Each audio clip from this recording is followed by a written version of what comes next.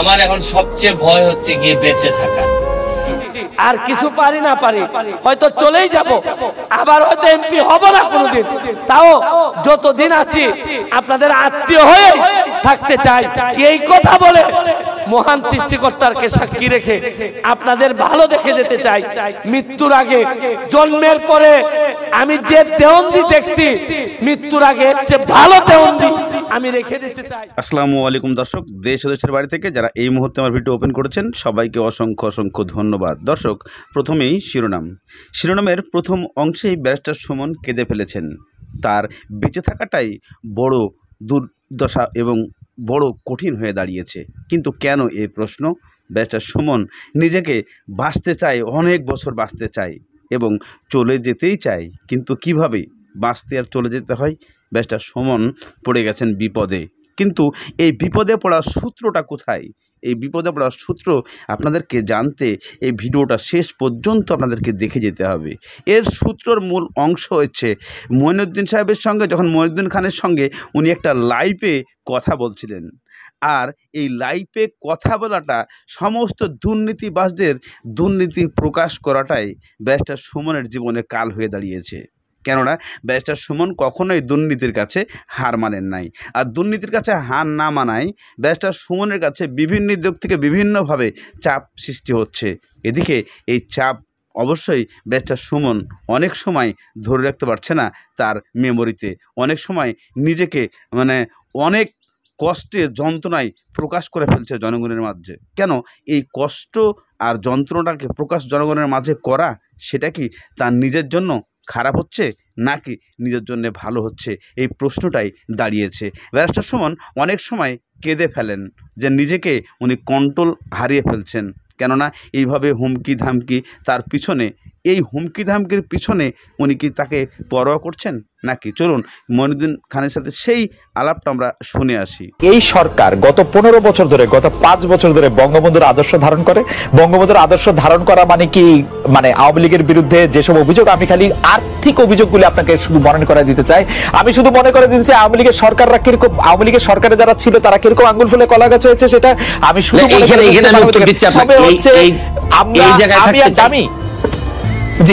এই জায়গায় থাকতে চাই। বলেন। এই যে দুর্নীতি, দুর্নীতি হচ্ছে শরীরটার মধ্যে নিজের শরীরে ক্যান্সার হওয়ার মতো। যে জায়গাটাতে ক্যান্সার হবে এই জায়গাটা কেটে ফেলতে হবে। এখন আপনি এইসব বিষয়ে আমি সারা দিন আপনার সাথে আলোচনা করতে রাজি। বঙ্গবন্ধুর চেতনা, বঙ্গবন্ধুর আদর্শ মানে একই সাথে আপনি এই কথা বলে আপনি দুর্নীতি করতে পারবেন না। এই দুর্নীতি যেদিন আপনি করবেন তখন আপনার এই জায়গাটাকে আপনি আসলে রীতিমতো আপনি এই জায়গাটাকে নষ্ট করে দিলেন। এই ব্যাপারে আপনার সাথে আমার কোনো দ্বিমত নাই। ধরেন আপনি দুর্নীতি বলেন, সন্ত্রাস বলেন, মাদক বলেন, এগুলা তো আলটিমেটলি আমাদের যেভাবে কনস্টিটিউশনের বাইরে যায়, বঙ্গবন্ধুর আদর্শের বাইরে যায়। এই ব্যাপারে আমি কিন্তু আপনার সাথে কোনোভাবেই দ্বিমত করবো না। এই কারণেই আমার যে ব্যারিস্টার সুমন হয়ে ওঠার যে গল্প, এখানে কিন্তু দেখেন আমার আওয়ামী লীগ করেও আওয়ামী লীগের প্রচার সম্পাদকের বিরুদ্ধে আমি মামলায় বাদী। আওয়ামী লীগ করেও আমি যতজন মন্ত্রীর বিরুদ্ধে আমি কথা বলছি, সবই হচ্ছে গিয়ে দুর্নীতি সংক্রান্ত বিষয় নিয়ে আমি কথা বলছি। আমি বলছি যে এটা কোনোভাবেই বঙ্গবন্ধুর আদর্শ হইতে পারে না। আমার সাথে আমি যুবলীগের আইন সম্পাদক হিসাবে অব্যাহতি পাই কেন? আপনি এটাও জানেন যে আমি যুবলীগের আইন সম্পাদক, আপনি প্রথম আমার ইন্টারভিউ নেন যুবলীগের আইন সম্পাদক হওয়ার পর। আমার অব্যাহতির কারণটা কি ছিল? আমার কারণটা ছিল আমি বলছিলাম যে একজন ওসি সাহেব আওয়ামী লীগ করার দরকার নাই, বলছিলাম যে উনার এই মিছিল মিটিং করার দরকার নেই, আওয়ামী লীগ করার জন্য যথেষ্ট পরিমাণ মানুষজন আছে। কিন্তু এই ক্ষেত্রে তারপর আমাকে অব্যাহতি দেওয়া হলো। এখানে একটা মিসআন্ডারস্ট্যান্ডিং থেকেই যায়। আমি বলছি বাংলাদেশের হয়েছে কি, আপনি বাংলাদেশের আদর্শ, রাষ্ট্র, সরকার প্রধান, দলীয় প্রধান, এগুলার মানুষ এমন ভাবে গুলাই ফেলে যে এখন আমরা এক জায়গায় নিয়ে কথা বলতে পছন্দ করি। আসলে কিন্তু আমি প্রশ্ন করি, শেখ হাসিনা বঙ্গবন্ধুর আদর্শ ধারণ করেন বলে আপনি মনে করেন কিনা? অবশ্যই উনি ধারণ করেন। আমার এই পর্যায়ে আর কোনো প্রশ্ন নেই। আপনি মনে করেন যে উনি বঙ্গবন্ধুর আদর্শ ধারণ করেন। আমার কিন্তু এটা আমি প্রশ্ন আদর্শ ধারণ করেন এবং সরকার প্রধান হিসাবে এই বাস্তবতায় কতটুকু কি হয়েছে না হয়েছে এগুলা নিয়ে আলোচনা থাকতে পারে। বঙ্গবন্ধু কন্যা আদর্শকে ধারণ করেন, কিন্তু যখন সরকারে আপনি আসবেন, যেমন আপনি যখন মডারেটর, তখন আপনি আমাকে কতটুকু সময় দিলেন না দিলেন এটা নিয়ে কথা থাকতে পারে। যে আপনি সাকিব ভাইকে বেশি সময় দিয়েছেন কিনা এটা নিয়ে নানা ধরনের কথা থাকতে পারে। কিন্তু যে মেইন জায়গাটা, এই জায়গাটা ইনটেক্ট। ওকে, একটু অন্য প্রসঙ্গে আপনি যে কথাটা শুরু করেছিলেন যে আপনি সাকিবের রাজনীতি নিয়ে কথা বলার বা নির্বাচন নিয়ে কথা বলার প্রসঙ্গে বলতেছিলেন, আমি আসলে সাকিবকে প্রশ্ন করেছিলাম এটা জয় পরাজয়ের কোষ্ঠী পাথরে, এটা কি উনি কি মনে করেন? উনি মনে করেন যে আওয়ামী লীগের রাজনৈতিক পরাজয় হয়েছে, কারণ তারা ভোট বর্জনের আহ্বান জানিয়েছিলেন, 10% মাত্র ভোট পড়েছে, 90% ভোটার আসলে এই ভোটকে বর্জন করেছে। বিষয়টা কি একদিনে বাংলাদেশ এই জায়গায় আসে নাই। বাংলাদেশের এই দুর্নীতি দূর করার জন্য একদিনে সম্ভব হবে। আপনি যে দায় দায়িত্বের কথা বলছেন এগুলা নিয়ে আমাদের সাথে আপনার সাথে আমার অনেক আলোচনা চলতেই পারে, তবে আমরা কিছু লোক এখন আমি বিশ্বাস করি দাঁড়াই গেছি দুর্নীতির বিরুদ্ধে কথা বলার জন্য। আপনি যে কোনো বিষয়ে আপনাকে তো টাইম দিতে হবে। আপনি আরেকটা বিষয় হচ্ছে কি, আপনারা যে আন্দোলনের কথা বলতেছেন, বারবার বলতেছেন যে স্যাবোটাজ, বিশ্বাস রাখেন স্যাবোটাজের উপর, তাহলে এইসব আন্দোলন করে লাভ কি? আপনারা এইসব লাভ নাই। খোদ ঢাকা শহরের মধ্যে একটা ট্রেনে আগুন দেওয়া হবে, সরকার সেই সময় এতগুলি আইন শৃঙ্খলা বাহিনীর লোক হচ্ছে রাস্তায়, সেটি প্রোটেক্ট করতে পারবে না। বিএনপির মতো একটা সংগঠন যদি আপনারা হরতাল ডাকেন, হরতাল ডাকার পর যদি আপনারা পুরা নির্বাচনের আগের দিন পরের দিন হরতাল ডাকলেন, তো হরতাল মানেই তো হচ্ছে কি আপনার কর্মীরা বের হবে। এবং এখন আপনি এই ধরনের সব জিনিসে আপনি ডিসপিউটেড কোয়েশ্চেন অফ ফ্যাক্ট গুলাকে আপনি বলছেন সব স্যাবোটাজ, মানে আর বিএনপি হরতাল ডাকা ছাড়া আর কোনো কাজ করে না। তাহলে এর মানে তো হচ্ছে গিয়ে বিষয়টা হচ্ছে কি, তাহলে আপনারা এগুলো ডাকতেছেন কেন? আপনারা তাহলে তো ডাকার দরকার নেই। আপনি তো কি করবেন, মানে প্রতিবাদ জানাবে না? বেশি সময় প্রতিবাদ জানাবে না, প্রতিবাদ জানাচ্ছেন, এই জন্য তো হরতাল ডাকতেছেন। এবং আমরা বলছি যে এটা ওনারা করতেছেন বিভিন্ন জায়গায়। একটা জায়গায় বিএনপি একবারের জন্য বলে নাই হরতাল ডাকা ট্রেনে আগুন দেন। আমি বলি নাই যে বিএনপি, এখন আমি যে জিনিস হচ্ছে প্রমাণিত হয় নাই, কিন্তু ধরে নেওয়া হবে আপনি যদি হরতাল ডাকেন। আমার নিজের গাড়িও পিকেটিং এর শিকার হয়েছে। এখন হরতাল ডাকলে পিকেটিং হইতে পারে, এটা স্বাভাবিকভাবে ধরে নেওয়া হয়। আপনি কিভাবে হরতাল ডাকার পর আপনি ভাবতেছেন যে আপনার কর্মী বাহিনী বা আপনার যারা আছে, ঠিক আছে, আপনারা তো পরিষ্কার। বেরিসা সুমন, আমি যদি সাকিবের প্রশ্নটা একটু অন্যভাবে করি, আপনি বলছেন যেটা একদিনে বাংলাদেশে অবস্থা আসে না, একদিনে এটা দূর করা যাবে না, আপনার মধ্যে দাঁড়িয়েছেন। কিন্তু বেরিসা সুমন, আপনার একটা পরিচিতি আছে, সেটা আজকে এমপি হওয়ার জন্য না, গত 10-12 বছরে আপনার অসংখ্য খাটাখাটির পর আপনার একটা পরিচয় দাঁড়িয়েছে। কিন্তু আপনি কি সেই দুর্নীতিবাজদের এগেইনস্টে দাঁড়িয়ে মানে একটি প্রতিবাদ? দর্শক, ইতিমধ্যে আপনারা ব্যারিস্টার সুমনের সেই বক্তব্যটা শুনেছেন। এই বক্তব্যে মনিউদ্দিন খানের সঙ্গে যে কথাগুলো আলোচনা হয়েছে, এই আলোচনার মধ্যে ব্যারিস্টার সুমন যতগুলা কথাই বলেছেন, প্রত্যেকটা কথাই বিশেষ করে বাংলাদেশের যারা মন্ত্রী এমপি আছে তাদের বিরুদ্ধে কথাগুলো চলে যায়। কিন্তু মনিউদ্দিন খানের এই প্রশ্নের উত্তরে উনি চাচ্ছে এই জিনিসগুলো বের করে আনতে, যে ব্যারিস্টার সুমন আসলেই সে প্রকৃতভাবে রাজনীতি করছে নাকি দুর্নীতির বিরুদ্ধে লড়াই করতে আসছে, সেই জিনিসগুলো বের করার জন্য বারবার তাকে খুঁচিয়ে বিভিন্ন প্রশ্নগুলা উত্তোলন করা হচ্ছে। কিন্তু ব্যারিস্টার সুমন কখনোই নিজেকে মাথা নত করেন নাই। আর এই মাথা নত না করা এই প্রশ্নগুলাই ব্যারিস্টার সুমনের জীবনে হয়তো বা কাল হয়ে আসতে পারে। যেমন আমাদের বাংলাদেশে বর্তমান যে ঘটনাটা ঘটেছে এমপি আনারের সঙ্গে, জীবনে কখনো কোনো কারণে হয়তো ব্যারিস্টার সুমন হতে পারে এই জীবনের শেষ অংশে এমনটাই ঘটে যেতে পারে। কেননা বাংলাদেশে বড় বড় এমপি মন্ত্রী যারা আছে তাদের যে দৃশ্য, এই ঘটনাগুলা তারা হাজার হাজার কোটি টাকা লুপাট করে নিয়ে যাচ্ছে, আর আপনি এটা প্রতিবাদ করে তাদেরকে চেতিয়ে দিচ্ছেন। এই জিনিসটা ব্যারিস্টার সুমন বারবার বোঝাতে চেয়েছেন যে হয়তোবা আমি যে কোনো সময় মারা যেতে পারি, যে কোনো সময় আমার লাশ গুম হয়ে যেতে পারে। এর অর্থ দাঁড়ায় এটাই যে আমাদের বাংলাদেশে দুর্নীতির পাশে বেশি লোক সাপোর্ট করছেন, দুর্নীতির বিপক্ষে খুব কম লোক প্রতিবাদ করছেন। তো ব্যারিস্টার সুমন একাই যদি প্রতিবাদ করে যায় তাহলে কতটা সামলাতে পারবে? চলুন ব্যারিস্টার সুমন এবং মনিউদ্দিন খানের আর কিছু বক্তব্য আমরা শুনি, তাহলে বুঝতে পারবো যে এই ঘটনাটা কোন জায়গায় ঘটেছে। প্রতিসভা এবং তাদেরকে সামাজিকভাবে পরিচিত করার জন্য কোন একটা উদ্যোগ কি নেওয়া আপনার উচিত ছিল না 10 বছরে? মানে প্রশ্ন করতে চাই, আপনার কাছে কি মনে হয় যে একটা দেশের সরকার প্রধান বা যিনি রাষ্ট্রীয় ক্ষমতা সর্বোচ্চ স্তরে আছেন তার নজরে এগুলি পড়ছে না এবং তিনি কোনো প্রতিকার করছেন না, শুধু সেটি এমনি এমনি বাড়ছে, করছে না? আমি প্রথম প্রশ্নটা আবার হারাই দিছি, আপনি সেকেন্ড প্রশ্নতে যাওয়াতে প্রতিবাদ আমি আমার এই পর্যন্ত হাইকোর্টে যতগুলা মামলা আমি পাবলিক ইন্টারেস্টে নিজে কমপ্লেইনেন্ট হয়ে যতগুলা মামলা করছি সবই ছিল হচ্ছে দুর্নীতির বিরুদ্ধে। আপনি দেখেন এই আওয়ামী লীগের সালাম মুর্শিদি, আপনি দেখেন প্রচার সম্পাদক গোলাপ সাহেব, এরপর হচ্ছে গিয়ে এস আলম, সবগুলাতে কিন্তু আমি বাদী ছিলাম।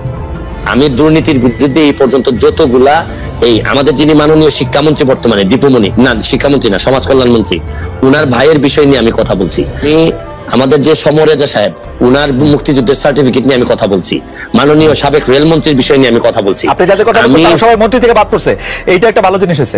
যাদের কথা বলছেন তারা সবাই মন্ত্রী থেকে জিনিস দেখেন, আমি যাদের বিরুদ্ধে কথা বলছি, গোলাপ সাহেব ফেল করছেন, উনার প্রায় জামানত বাজেয়াপ্ত হয়েছে, আর যারা বেঁচে গেছেন তারা খুব অল্পতে বেঁচে গেছেন, মন্ত্রিত্ব থেকে বাদ পড়ছেন।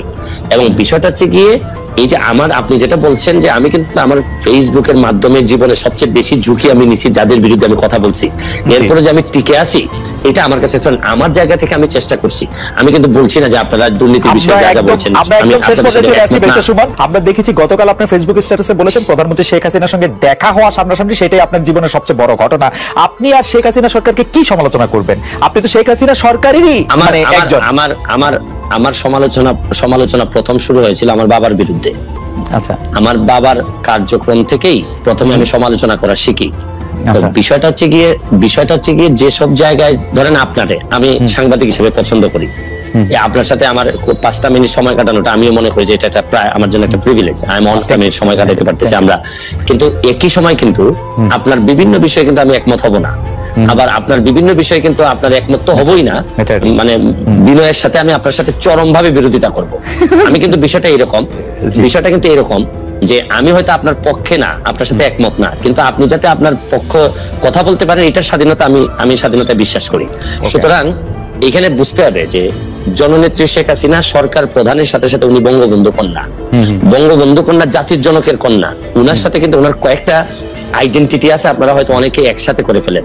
আমার কাছে কিন্তু দেখেন, আমি কিন্তু এই এমপি হওয়ার আগেই বাংলাদেশ আওয়ামী লীগের প্রচার সম্পাদক যিনি বর্তমানে, তার বিরুদ্ধে মামলা হয়ে বাদী হয়ে কিন্তু আমি মামলা করেছি।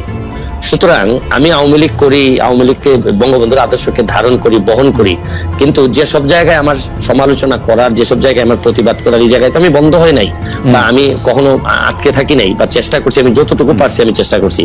এইখানে বঙ্গবন্ধু কন্যার সাথে দেখা করতে পারাটা আমার জন্য একটা সম্মানের। এইখানে আপনারা মিলাই ফেলবেন না, কিন্তু উনি সরকার প্রধান যখন হবেন তখন সরকারের দায় যতটুকু থাকবে, যতটুকু ওনার নেয়ার বিষয় আছে, এখানে আমি হয়তো ওনাকে বলবো যে মাননীয় নেত্রী, এখানে আমার মনে হয় কাজ করার সুযোগ আছে। আমার হয়তো বলার এখানে একটা জিনিস হয়েছে কি, এবার সংসদে আপনি কখনো কোনো খারাপ ভাষা হয়তো শুনবেন না, কাবকে শুনবেন না, গালাগালি শুনবেন না। এবারে সংসদ হবে ভদ্রলোকের সংসদ। এখানে আপনি দেখবেন, কিন্তু বিরোধিতা কি হবে, মানে আপনি মনে করছেন চরম বিরোধিতা হবে। আপনি তো অরিজিনালি নৌকা, মানে আপনি নিজের বলেন, এমনিও বলেন। না, এইখানেই প্রবলেমটা হচ্ছে গিয়ে আমি বঙ্গবন্ধুর আদর্শকে ধারণ করি, এবং আদর্শকে ধারণ করা মানে কি, মানে হচ্ছে গিয়ে উনার যে আদর্শটা আছে, এইটা আমাদের একটা কনস্টিটিউশনের মতো, যে হাইকোর্ট কিন্তু কনস্টিটিউশনকে মানে, কিন্তু যখনই কনস্টিটিউশন ভায়োলেট করার বিষয় আসে তখন কিন্তু হাইকোর্ট একটা রুল দিয়ে দেয়। তো বিষয়টা হচ্ছে গিয়ে যে আমার এই জায়গাটা ঠিক রেখে আমার দেশটাকে বাঁচানোর জন্য, দেশটাকে ভালো করার জন্য আমার যে সব জায়গায় নক করতে হবে, এইসব জায়গায় আমি স্বতন্ত্র হিসেবে আমার তো আরো স্কোপ আরো বেড়ে গেল। রাইট। বঙ্গবন্ধুর আদর্শের কোষ্ঠী পাথরে এই বিরোধী দলের নেতা নেত্রীদের জেলে রেখে ইলেকশন করাটা কেমন আসলে? এই প্রশ্নটা আমার মনে হয় সাকিব ভাইকে করেন। সাকিব ভাই আমার মনে হয় এটার জন্য উত্তর দেওয়ার জন্য একেবারে সাকিবের জন্য, সাকিব ভাইকে করার জন্য আপনার কষ্ট আছেন। আমি এমনি মনে করি, এমনি আচ্ছা ঠিক আছে, আমি প্রশ্নটা অন্যভাবে করি। বঙ্গবন্ধুর আদর্শ প্রশ্ন করি, আপনার কাছে কি মনে হয় যে আওয়ামী লীগ সভানেত্রী বা আওয়ামী লীগের যিনি সরকার পরিচালনা করলেন, গত সংসদে যেইভাবে হামলা, মামলা এবং বিরোধী দলের উপর যে নিপীড়নের অভিযোগটা করা হয়েছে, সেইটা আপনি আসলে কিভাবে দেখেন? মানে মুক্ত সেই যে অভিযোগগুলি আছে মানবাধিকার, সেগুলির ক্ষেত্রে আপনার কাছে কি মনে হয়, মানে মানে মানে সেটা শেখ হাসিনার সরকার ঠিক মতো ছিল? আমার কাছে মনে হচ্ছে কি যে আপনি দর্শক ইতিমধ্যে আপনারা সমস্ত ভিডিও ক্লিপগুলো দেখেছেন, এবং সে লাইভটিতে যে আলোচনাগুলো হয়েছে আলোচনাগুলো দেখেছেন। এখানে মঈনুদ্দিন প্রত্যেকটা যে প্রশ্নগুলো উনি করেছে, ব্যারিস্টার সুমনকে প্রশ্নবিদ্ধ করার চেষ্টা করেছে প্রতিটা প্রশ্নেই, যে মঈনুদ্দিন সবসময়ের জন্য প্রত্যেকটা মানুষকেই উনি ফল্ডে ফেলার জন্য চেষ্টা করে, এবং তার মুখ থেকে ভুল একটা ব্যাখ্যা বের করার চেষ্টা করে। আপনারা এটাকে কতটুকু সমর্থন করেন আমি জানি না, তবে আপনারা যে সমর্থন করেন, এই যে মঈনুদ্দিন যে ঘটনাগুলো করে, উনি একটা মানুষকে একই প্রশ্ন বারবার করে উনি সেই মানুষটার কাছ থেকে ভুল একটা মেসেজ বের করার চেষ্টা করে, কিন্তু ব্যারিস্টার সুমন এতটা মানে পাগল নয় আর এতটা অযৌক্তিক মানুষ নয় যে ওনাকে বারবার প্রশ্ন করলে উনি অযৌক্তিক প্রশ্ন বের করে আনবে। কিন্তু ব্যারিস্টার সুমন নিজেকে প্রত্যেকটা প্রশ্নের উত্তর দেওয়ার আগে নিজেকে মনে হয় যেন মেমোরিতে সব কিছু আপলোড করা আছে, উনি ঝরঝর করে বের করে দেন। কেননা এই মানুষটা কখনোই কোনো কারণে দুর্নীতির পক্ষে কাজ করে না, আর কখনোই দুর্নীতির বিরুদ্ধে কাজ করে, সবসময় যেন দুর্নীতির পক্ষে করে না। তাই এই মানুষটা যখন পিছনে কোনো ভয় থাকে না, এই মানুষটার যখন পিছন অংশে কখনো কোনো কারণে টানাপোড়েন না থাকে, পিছনে ভয় থাকার কথা না। আপনি যদি কোনো মিথ্যা জিনিস করে থাকেন সেটাকে আপনার কথা বলতে ভয় হবে, কিন্তু ব্যারিস্টার সুমন যেখানে কোনোদিন আত্মসাতের চেষ্টা করে নাই, দুর্নীতির চেষ্টা করে নাই, তাহলে তার কথা বলতে কখনোই মানে কষ্ট হয় না এবং ভুল হয় না। তো ব্যারিস্টার সুমন যে কথাগুলো বলেছে যে কোনো সময় হয়তো বা আমি মারা যেতে পারি, কথাটা সত্য। তবে লাস্ট অংশে কিছু কথা বলে গেছেন ব্যারিস্টার সুমন, আপনারা দেখলে অবশ্যই বুঝতে পারবেন। দর্শক, আজকের মতো এখানে শেষ করছি, ধন্যবাদ। চেষ্টা করব শেষ রক্তবিন্দু পর্যন্ত আপনাদেরকে যেভাবে পারি খুশি করে হইলো এই ঋণ পরিশোধ করার চেষ্টা করব। আমি আপনাদের যা সমস্যা আছে আমারে নক করবেন, আমার কোনো এপিএস নাই, পিএস নাই, সরাসরি সুমন ভাইয়ের কাছে যাবেন, গিয়ে বলবেন সুমন ভাই আমার এই সমস্যা, আরে কিছু করতে পারি না পারি সমস্যার কথাটা শুনতে তো পারবো।